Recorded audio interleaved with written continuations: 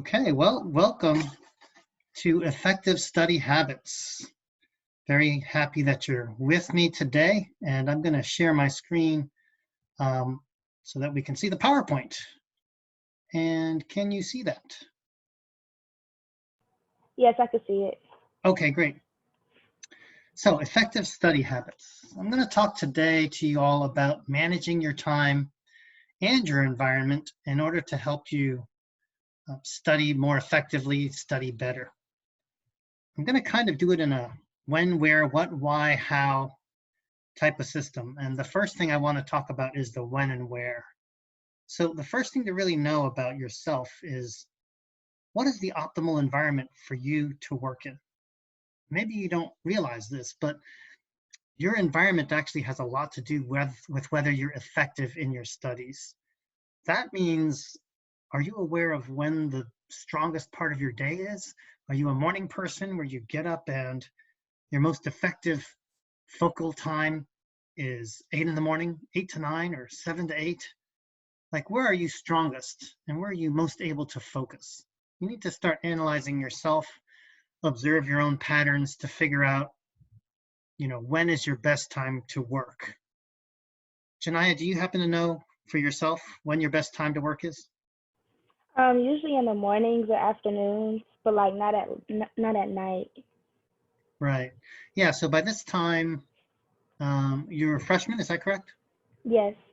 Yeah, by this time, you've probably studied enough in high school and other situations where you kind of understand, okay, where are you stronger? So for you being a morning person, of course, you want to avoid cramming at the last minute because that would force you to study in the evenings. You want to avoid sleeping really late to make sure you have enough energy when you wake up, you have a good night's sleep, those kinds of things. I want to talk about multitasking. I'm assuming, heard of the word multitasking. It's where you jump from one thing to the other, for example, emailing and then doing a PowerPoint, or listening to a professor and then also checking up on something on Facebook or in text messages. And it's actually been shown that multitasking does not work. It's actually a trap. So we have to be very careful not to think that we can do 2 or 3 or even more than 3 things at the same time. What's been found through research is that instead of multitasking, what we end up doing is task switching. So we switch from A to B, or A to B to C, to A to C. So we're jumping back and forth, and it's actually very disruptive to our mind, especially when we're trying to do something intense and deep, like focused studies. So I would strongly discourage you from trying to multitask, especially when you're studying in a study environment, because it's not going to work very well. Now, we might actually be multitasking without even realizing it. And I want to kind of call your attention to 3 areas where you might be doing it accidentally. The first one is auditory, the second one is social, and the third one is visual. It's entirely possible that your environment where you're studying is either too loud or too quiet for your preference. You might have too much stimulation going on with your ears, what you hear in the environment, or possibly you might need a little bit of enhancement, like some classical music or something to allow you to calm down and to focus. So you have to be careful. And some music might be too distracting. Maybe you're listening to too distracting music. For me personally, I always find when there are words involved in the music, it does distract me because then I start focusing on the words and the lyrics instead of my textbook work. So auditory, you got to be very careful that that's not a diversion when you study.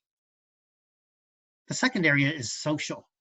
You want to make sure that you're not hanging out with friends or you're not in a space where people can come and go and distract you from your work.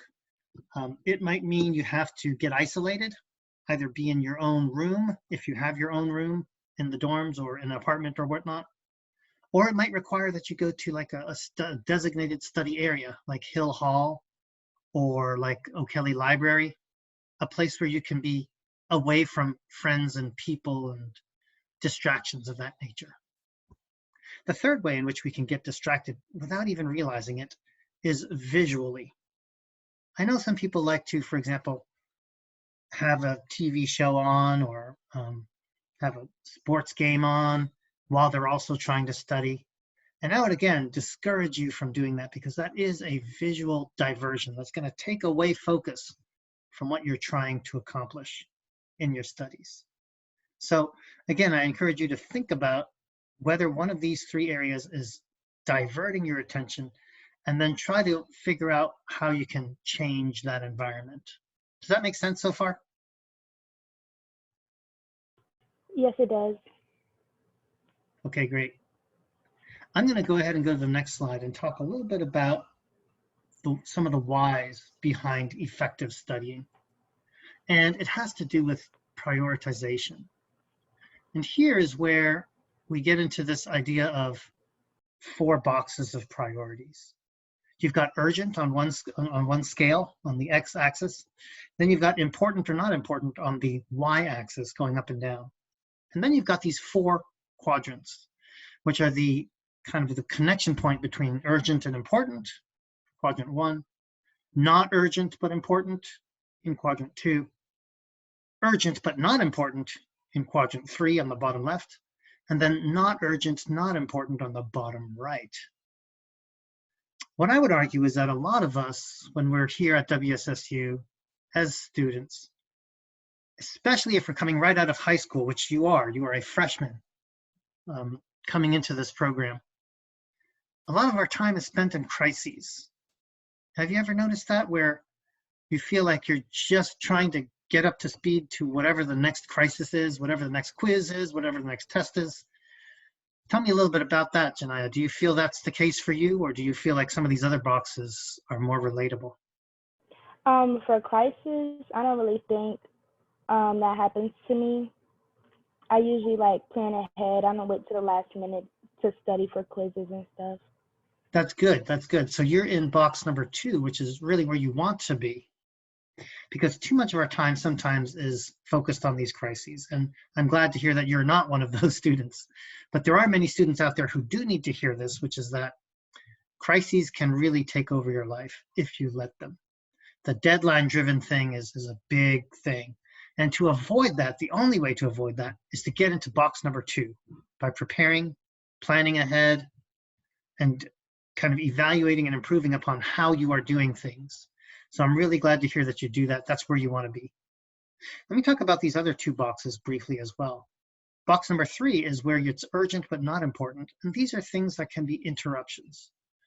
And that can be many different kinds of interruptions, unplanned activities. The example I like to use here is where you might have a friend from out of town, or even a family member, or someone who's coming to visit you, and you feel that sense of obligation where you got to spend time with them, to hang out with them, show them around town, show them your new college. But in fact, it's an interruption. It's unplanned. And if you really think about it, it's not important. I mean, it's important for personal relationships, but it maybe isn't that important for your studies. And that's where you just have to be careful. You have to manage that area very well. The 4th quadrant is this escape activities and busy work, where things that are not urgent and not important can still be a distraction for us. You know, I'm pretty famous for playing a lot of Madden on the PlayStation, and that is definitely an escape activity. That can be a time waster if I let it. So we have to be careful to balance. And yes, we want to have hobbies, but we don't want to let our hobbies take over our life and become a time waster. I like to simplify these things into these 4 quadrants in terms of the feeling like you need to do things first, but instead of that, you want to adjust your focus into being able to schedule things out. And again, I'm happy to hear that you're doing that. What I want to focus on next, however, is maybe something that you have not thought about too much, which is this urgent and not important category, this delegate, delay, and say no. It feels like you don't have a lot of options sometimes, instead of like the example I gave with a friend coming to visit from out of town. Sometimes you just feel like, well, I have to say yes or I have to say no. There's no other options. I just want to remind you that there are a lot of options, and I'm going to cover some of them now. So when we address this box number 3, which I think is one of the most maybe confusing boxes out there, That's why I want to dive into it a little bit. This urgent but not important category of things that come into your life. There's really 5 options. The first is to say yes and then to not do it. Like to say, yeah, sure, I'd love to hang out, all night. And then you end up, not showing up or only doing it for a little bit and then saying, oh yeah, I forgot I have to do some studying. I have these other things I got to do. We don't want to do that. That's cowardly. But the second opportunity is to say no. And some of us actually need to learn how to say no more often. For that, it takes courage. You have to take a stand. You got to respect yourself, respect your goals. So again, for some of us, that's an important thing that we got to learn how to do. But there are other options. There's also this idea of improving systems. Again, this urgent but not important thing could also be things like, say things like cooking, assuming that you're living in an apartment, or maybe it's doing laundry, which we all have to do, whether you're in an apartment or at the dorms. So maybe it's doing laundry. It's urgent, meaning it's obviously you have to do it frequently, but it's not important from the standpoint of it's not helping you do better in your studies. It's not accomplishing any of your goals in life. It's just something you got to do. So in order to address that, you may want to improve your systems. This could be either increasing the system, meaning making it more efficient, like learning how to do your laundry faster or in a better way. It could also be creating a little bit of inefficiency, ironically, and maybe doing it less frequently, learning how to make your clothes last a little longer, wearing them twice instead of once before you wash them, that kind of thing. So again, your systems can adapt to make sure you still can do the things that are urgent, but maybe in a more efficient or less time-wasting way. So I want to encourage you to think about that as an opportunity. The fourth thing is to delegate. And I know being college students, we don't have a lot of opportunity for that, but there are ways to routinize, make it routine, how you do things. For example, if breakfast, deciding on breakfast takes a long time, figuring out what to make. Again, I'm thinking more of apartment life. It's not quite, if you go to the cafeteria, which is of course a lot faster. But for example, if you had to make breakfast, well, you could make it a routine where you always eat the same thing, and that would just speed up your process so much.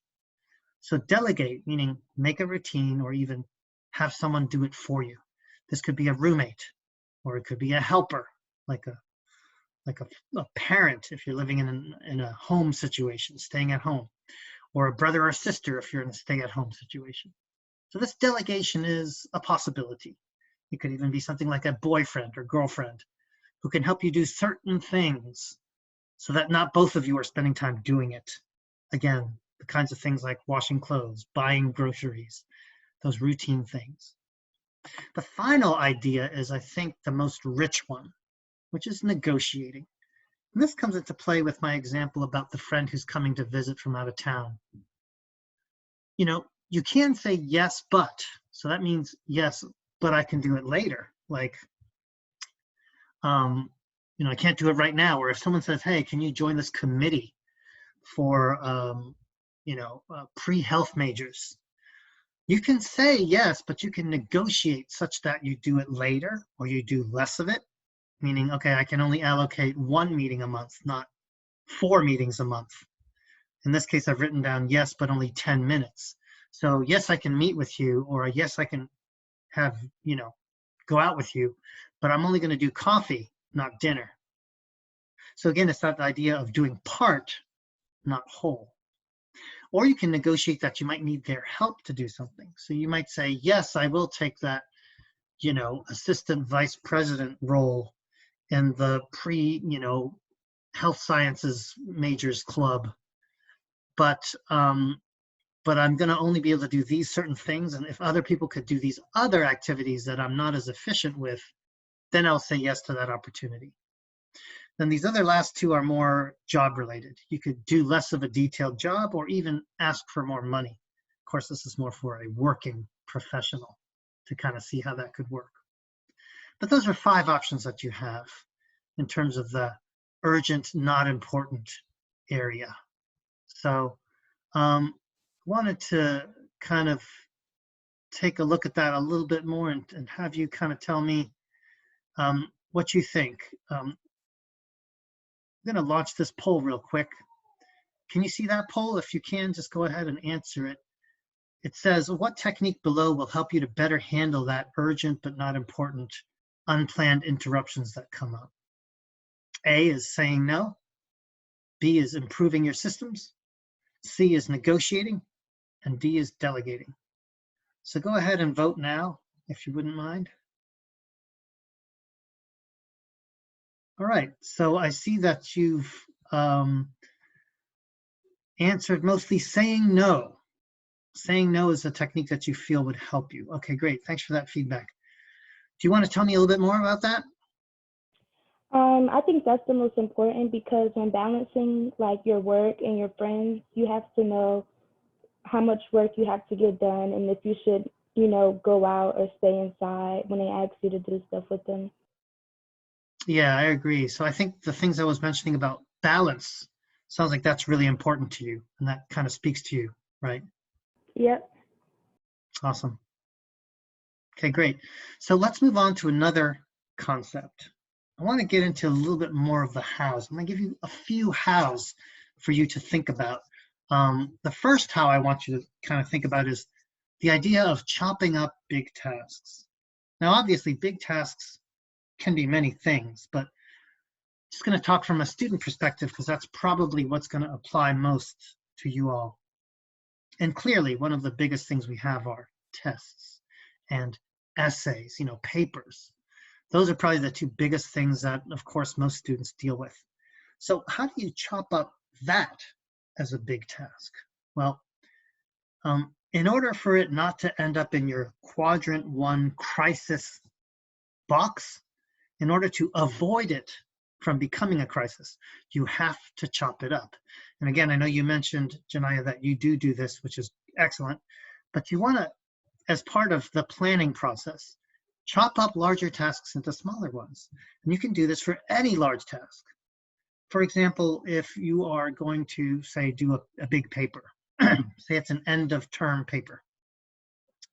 Oftentimes a professor will talk about that on week 1 or week 2. I mean, they'll tell you, you've got an end of term paper, here's the area of emphasis, here's what it's going to encompass. You can start subdividing that task of finishing a 10-page paper, for example, into smaller tasks. And I do not mean finish 2 pages, finish 4 pages, finish 6 pages, finish 8 pages. Not that. I mean, what are the tasks that are required to succeed in that paper? For example, it might be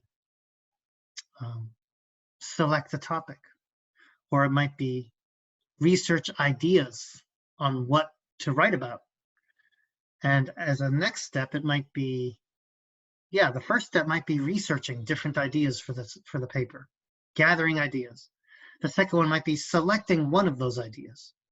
The third one might be studying articles or rereading chapters of the book or the textbook that will help you to achieve that particular topic or learn more about that particular topic. Step 4 might be note-taking, creating a master notes list on all the ideas you want to incorporate in your essay. The 5th step might be organizing your ideas. So putting them down on paper as to the flow or organization of how your paper is going to go. Sort of like chapter 1, chapter 2, chapter 3, even if you don't really have chapters, but it's like idea 1, idea 2, idea 3. How am I going to go from one to the other? How will it all work together? And then you've got the obvious steps like write a rough draft, bring the draft to a professor to look at or a peer to review, or take it to the Writing and Communication Center at Hill Hall, which they do for free. So that might be another step. Then obviously, finally, you'd want to prepare your final draft and submit it. So you can see already how you can chop those into smaller tasks. And what I mean by that is you literally have to put it on your calendar that this particular step is due on this particular day. And by doing so, you'll have actual targets that you can then meet, right? So another great thing about chopping up big tasks is it does allow you to have some, peace of mind. it connects with the second idea that you now see on your screen, which is this idea of time blocking. Time blocking is simply taking your entire daily calendar, if you will.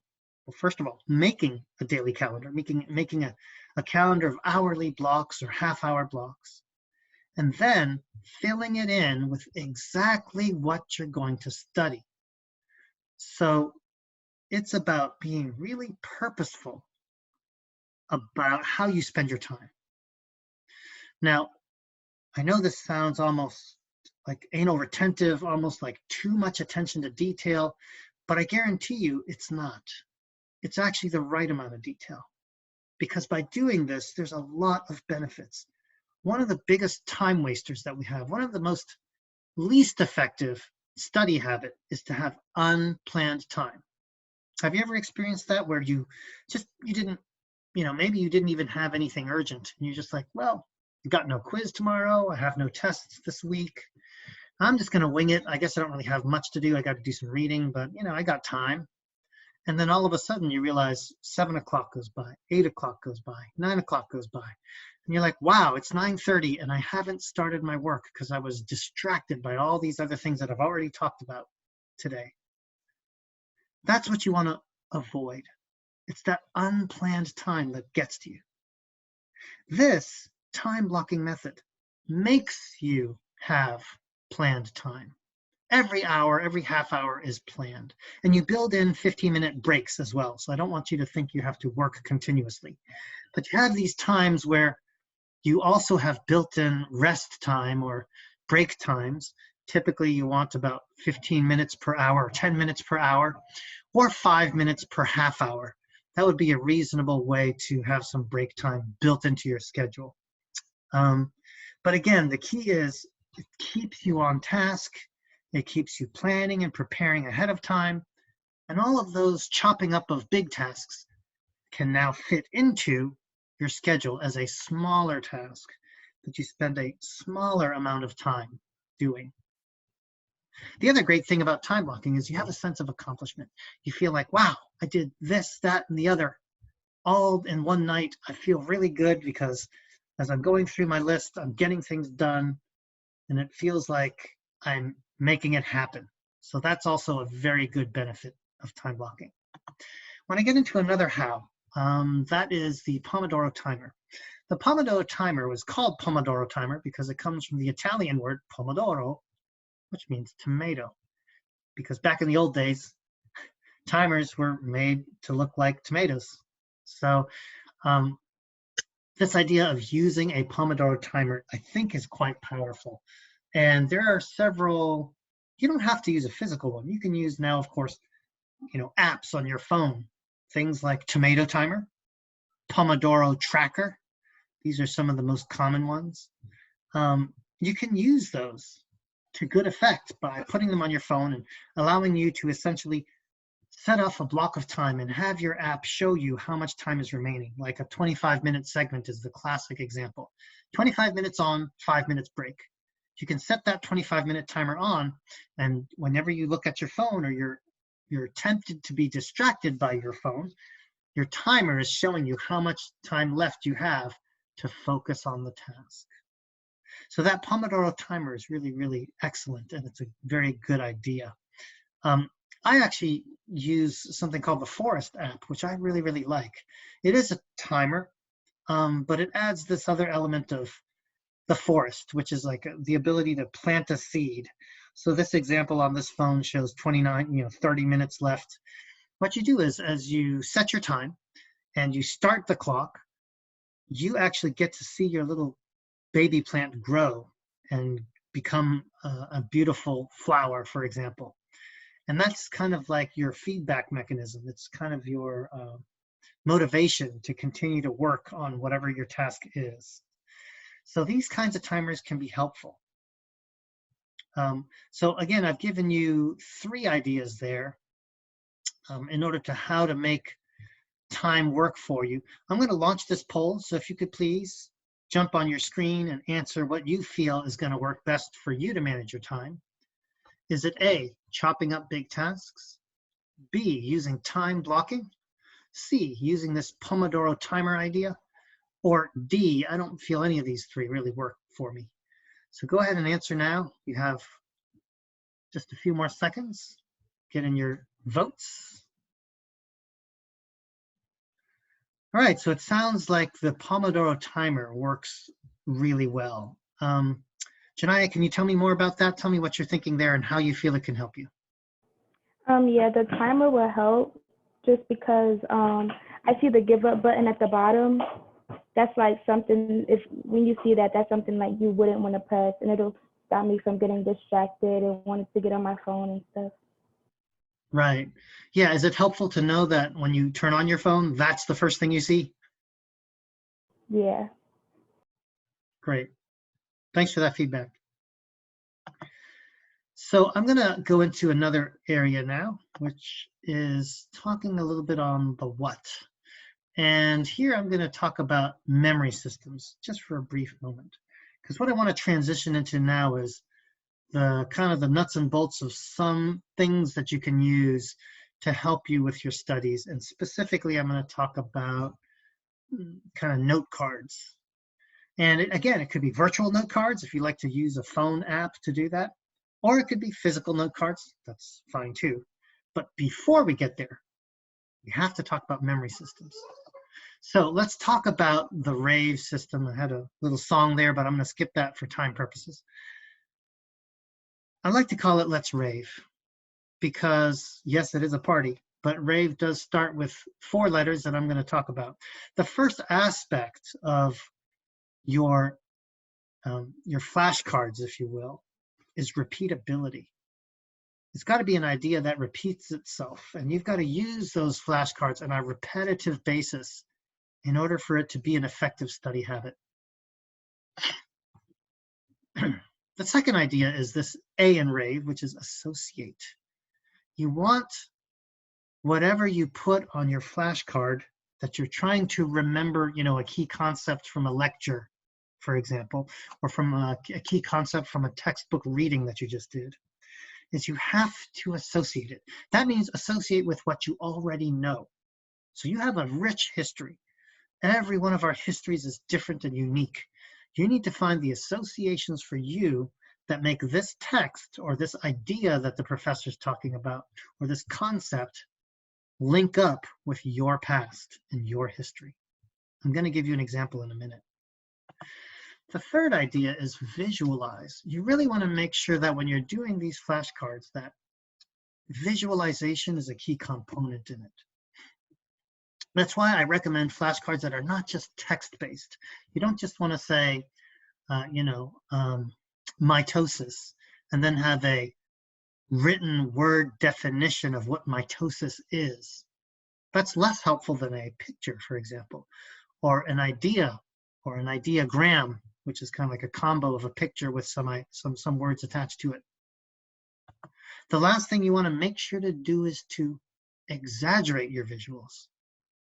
So what we'll have an example here. Which of the following, if you are learning, a certain kind of food, for example, maybe you're in the culinary arts, would you remember this picture or would you remember this picture when it comes to spaghetti and meatballs? Say you're a foreigner trying to learn American English. Which is more memorable? Obviously, the one on the right. So in the same fashion, by the same measure, when we do flashcards, we should aim to do the same thing and make our visual images stimulating, exaggerated, exciting, interesting. So exaggerate your images. I'm now going to get into the specifics of what a flashcard memory system could look like. Again, I want to encourage you that there are apps out there as well. It's not just physically writing them down, although you can do that. Well, here's an exercise. Say, for example, you're learning certain words in your class. Say one of those words happens to be eschew. Well, what you want to do is find an association, a link to something you already know. I'll tell you in advance what it means. Let's pretend that you looked up the word, you understood it to be to avoid. Okay, eschew means to avoid. How could we associate the sound of the word eschew or the look of the word eschew with avoiding? Anyone have any ideas? Drawing a picture maybe of turning away from something, or like a big X. Yeah, good. A big X. And I want to make that association even stronger. What does a shoe sound like? That could help us. Like a shoe. Yes, very good. It could be literally a shoe because you are walking away, you're avoiding something. So to eschew something is to put on your shoes and walk away. Does that make sense? Yep. So that's where the A, the association, comes into play. The R, repetition, is where you would look over your flashcards over and over.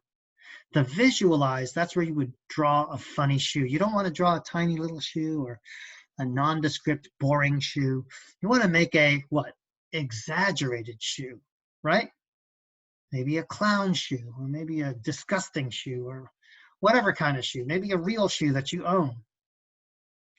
I have a different one, and I'm glad we came up with the shoe example because it's different from mine, and I want to show that there are many ways this can work for you, not just the way that I thought of. But the way that I did think of it was a shoe kind of sounds like a chew. So it could be someone who's sneezing. And so to avoid means to avoid people who sneeze. So my saying is eschew people who say achoo. And again, I got a quick, written visual image, but I make it exaggerated, right? The nose is big. The stuff coming out of the nose is big because I want it to be gross. I want myself to remember this. I don't want it to be forgetful. I want it to be memorable, right? Does that make sense? Yes. All right, I'll show you another example of association, which I think is the hardest part about this idea. There's a word called machination or machinations. Machinations are thought processes, typically like evil thought processes or malicious thought processes. So there has sort of a connotation of bad in how you're thinking about things. Well, again, my association is going to be uniquely for me. And I want you to remember that. Your association should be uniquely for you. For me, I've been reading the book, The Three Musketeers, with my kids. And in that book, there's a quote in that book where there's a character called the Cardinal Richelieu. And so this cardinal is a bad guy. He's always trying to defeat the Three Musketeers, foil their plans, do bad things. So I think of him as having evil machinations. So again, it's got to associate with me personally. Maybe nobody else can associate machinations with a cardinal, but I do. I want your flashcards to be specifically and uniquely for you. So in this case, I've drawn a picture of a cardinal. I've got the cross, the cardinal hat. That's pretty kind of a clear statement about who he is. And I have the thinking happening. What am I going to do? And he looks evil. So these are two examples just to show you how association, exaggeration, visuals can work. Now I'm going to get into the repetition. What does this system really look like? Well, you want to have almost like 3 boxes. First box would be the today box. That's the stuff I'm going to review. Say, for example, you've got a biology course. You've got some key ideas. Maybe there's 10 ideas. Well, maybe today you're only going to look at 3 of those ideas. And if you succeed, if you remember correctly what mitosis means or what, a particular idea you're trying to memorize is, then you can put it in your Monday to Wednesday to Friday portion of your box, or even a second box. That will then be something you look at every other day. And then you've got a third box, which could be like a weekly box or a Saturday box. And that would be something that you look at every week. So again, you've got almost 3 boxes going. One is something you want to review today. The second is something that makes sense to you, but you're going to review every other day from now on. And the third box is something that, well, you know pretty well, and now you only have to review it every week. So this can help you by basically putting the things that you do worse at more commonly and more frequently in front of you. Because if you don't remember it, say you failed the mitosis question, you would keep it in the today box and you would review it tomorrow, right? Because tomorrow would be a new day. But if you got it right, again, you would kick it into another box to allow it to come to you less frequently. So that's how the system of boxes works. Does that make sense? Any questions so far, or is that pretty clear? It's clear, thank you. Okay, great. I want to throw out two final ideas to you before we wrap up and close. Both of these ideas are regarding who. And the first idea is this idea that you can create debate teams. And I think it's particularly important that I talk about it for those of you who are first-time freshmen, because you maybe have not encountered this as commonly in high school. In fact, I would say it's quite rare unless you're literally on a debate team in high school. If you're actually doing, speech and stuff. If you're not doing any of that, you've probably almost never done this. But it is very common in college, which is this idea of getting in groups to study. And this idea of a debate team, I'm talking about creating a kind of a fake debate team.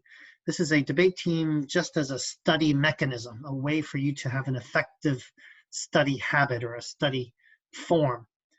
It's basically to get together with a couple of people from your class and basically argue your points back and forth.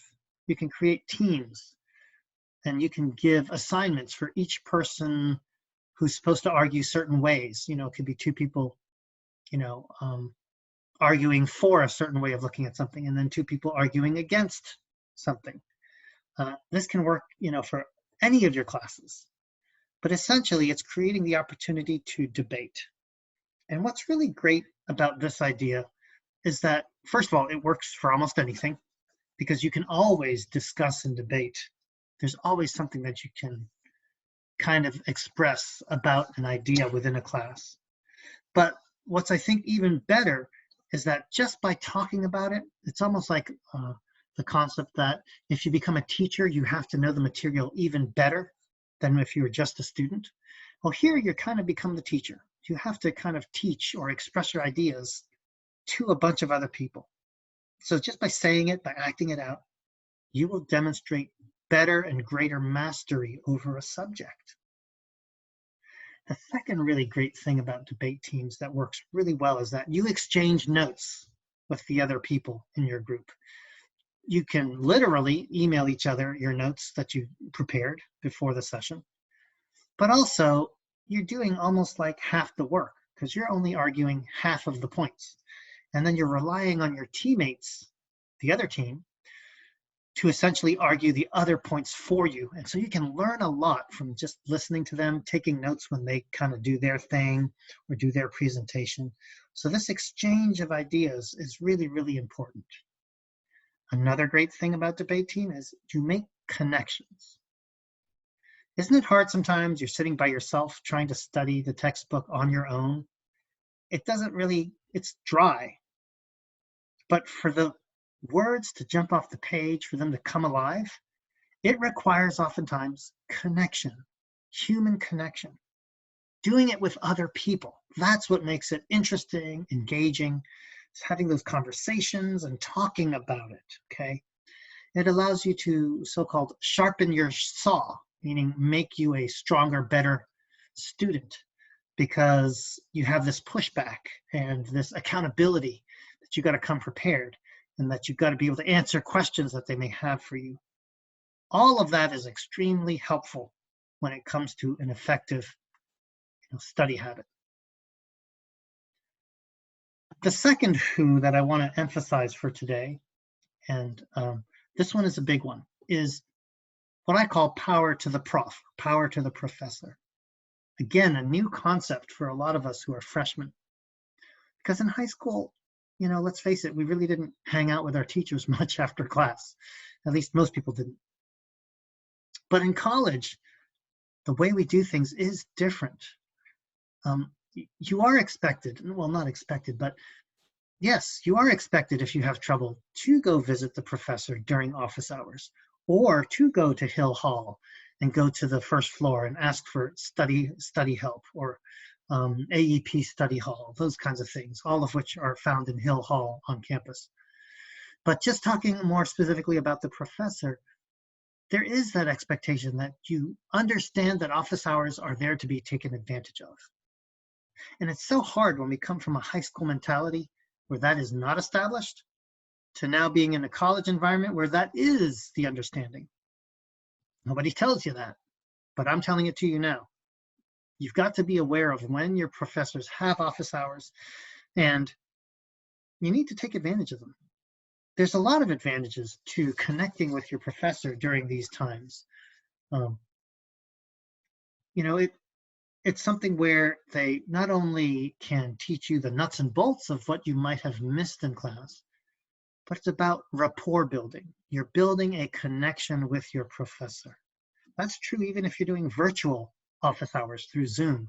You're still seeing a face, hearing a voice, and connecting with someone. More importantly, the professor is hearing your voice and connecting with your visual image and being able to know you better. That comes into play when they start, grading or reading your essays or all of those things. They remember you better. And for that reason, it's also very powerful and can help you with your grade point average. So I do it because, number one, it's practical. You're getting information from your professor who knows the material very well. Number two, because it also has that element of connectivity where getting to know the professor getting to know you is a component of your grade, whether you realize it or not. And again, too many students don't understand that.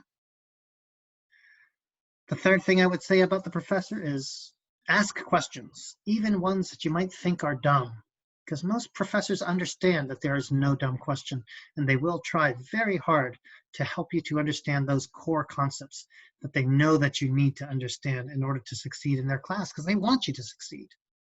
So don't ever be afraid to ask foolish questions, because those are the ones that are going to help get you back on the right path. So that is what I call power to the prof. And that kind of encapsulates the end of my session here on study habits. We talked a little bit about environment. We talked about time blocking and how you can organize your time better.